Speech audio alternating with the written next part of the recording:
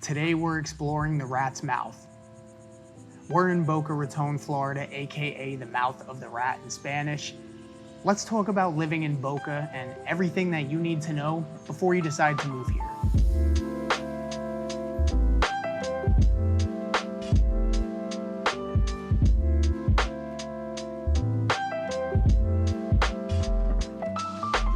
Welcome back to the channel, or if this is your first time here, welcome, where we make videos about what it's like to live in or move to South Florida. And not only do we make these videos, but we're realtors in the area and we would love a chance to earn your real estate business. We make these videos to give you something that I didn't have when I moved down here 5 years ago. So as much as we hope you get value from these videos, we'd love more to connect with you and best help you process your move. So if you're thinking about buying or selling anywhere in South Florida, our number and email is on the screen.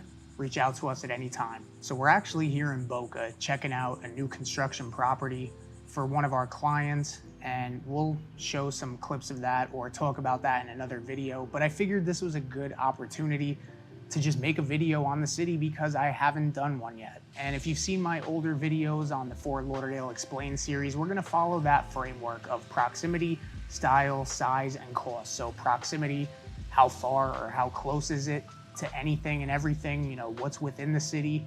Style, what does it feel like to live here?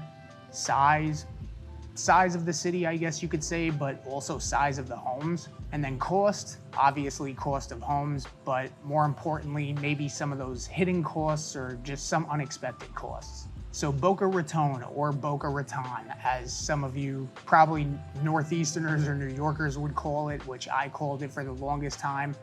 Boca is a city within Palm Beach County. We're in the southernmost part of Palm Beach County, so we're just south of Delray Beach and north of Deerfield Beach, which is Broward County. But to give you a bigger picture, we're about 45 miles north of Miami and 27 miles south of West Palm Beach, with a population of about 99,000 people. That was as of 2023.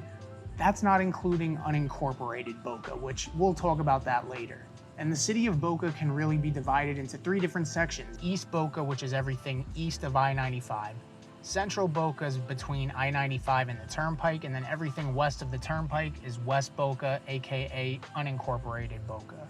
And you can kind of see how they're split up on the map. The great thing about Boca is that it is a city. It's not going to be like your Fort Lauderdale, your Miami, or your West Palm Beach with the massive downtown, but it is a city and it has everything that you need right here. And the main thing that you ask me is, how close is it to schools, good schools?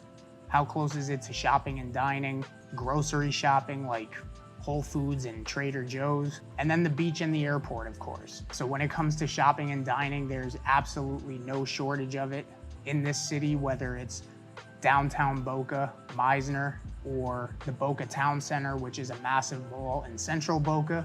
And then when you're looking at your strip malls, like with Best Buy and TJ Maxx and those types of places, you'll find those more out towards West Boca. Now, when it comes to other shopping, like food shopping, I mean, there's Publix everywhere. There's no sense in me telling you where every Publix is because there's like Publix like every half mile in South Florida. But you want to know about things like Whole Foods and Trader Joe's and Costco and stuff like that. So there is a Whole Foods in East Boca. There is not one in West Boca, but there is a Sprouts Farmers Market out there. Trader Joe's is also in East Boca, and then Costco is up in North Boca, showing you all this on the map right now. And as far as schools go, Boca has an A rating for schools, and there's a number of A-rated public schools with a lot of top-rated private schools like Pinecrest and American Heritage, which also have campuses in Broward County and the Fort Lauderdale area. And then there's at least 4 colleges, I believe, maybe there's 5, with the big one being FAU, Florida Atlantic University, which is right in the heart of East Boca. And if you are into golf, there is 34 golf courses in Boca. 24 of them are private, which means that they're probably part of a neighborhood or community, most of those at least. 2 of them are public and 8 of them are municipal. And no matter where you live in Boca, you're no farther than 30 minutes from a beach. Now, when it comes to transportation, there's a good chance that you may work in West Palm Beach or in Miami. You have I-95, US 1, and the Turnpike, which will all take you north and south. There is a Bright Line stop in Boca right at Meisner, which we'll talk about Meisner in a little bit. Right by the FAU campus, there is a Tri-Rail station also. And then if you're traveling for work, you're right in the middle of two international airports, about equal distance from both, about 25 miles from Palm Beach International and Fort Lauderdale International. If you fly private, there is a private airport right off 95. And then for all you boaters, there is an inlet in South Boca, right near Lake Boca and the Boca Raton Resort. I just caught myself. See, I just called it Boca Raton. Boca Raton. Boca Raton.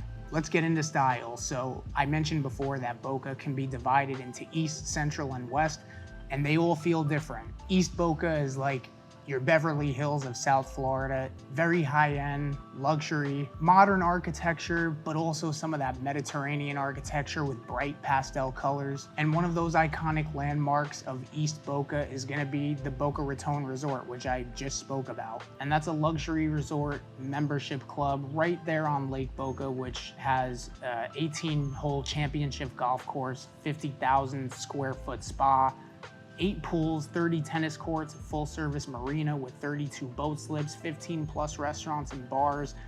You get the point. And that's just south of downtown Boca, AKA Meisner Park, which is a high-end downtown area of shopping, dining, and residential. There's a lot of condos in that area. You also have the Museum of Art, the iPic movie theater, and an amphitheater right there. And this area can be very walkable.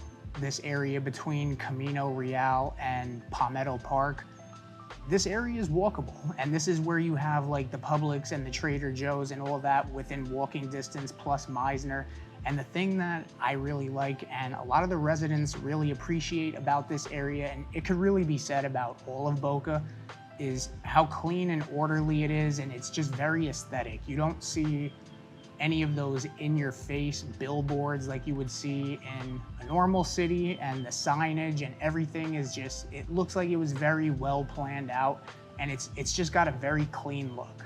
Now, as we move into Central and West Boca, this is where things start to feel a little bit more spread out, a little bit more suburban. The roads are wider, longer distance in between lights, and it takes a little bit further or a little bit longer to get around.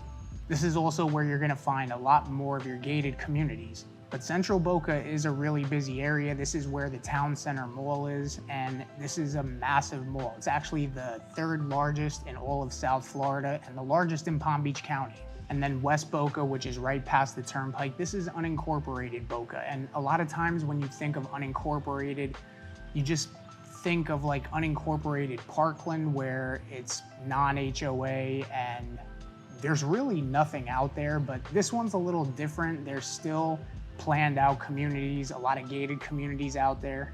The only difference is that it's not actually part of the city of Boca, so it doesn't follow city rules and city ordinances, but it follows the county.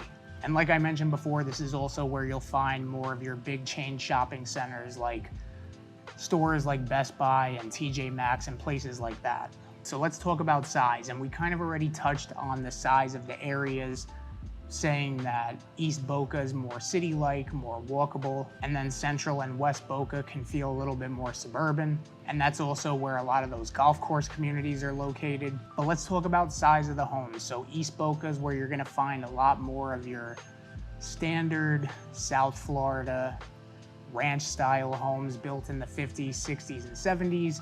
Maybe 1,500 to 2,000 square feet on a 8 to 10,000 square foot lot, which is pretty typical for older South Florida homes. If you watch my other videos, you know what I'm talking about. But that's just the average. You could be on the Intercoastal or on a canal in a 6,000 or 7,000 square foot home on a 20,000 square foot lot. Now in Central and West Boca, this is like 3 of East Boca combined.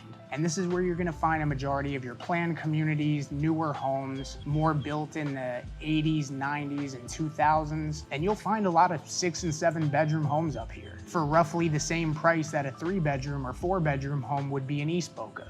Now, when it comes to the cost, I can tell you the median sales price in Boca, but there's something that you have to really pay attention to when you're shopping for homes. But to give you an idea, the median sales price is about $1.2 million in the city of Boca. If you include the unincorporated area, it drops down to about $600,000.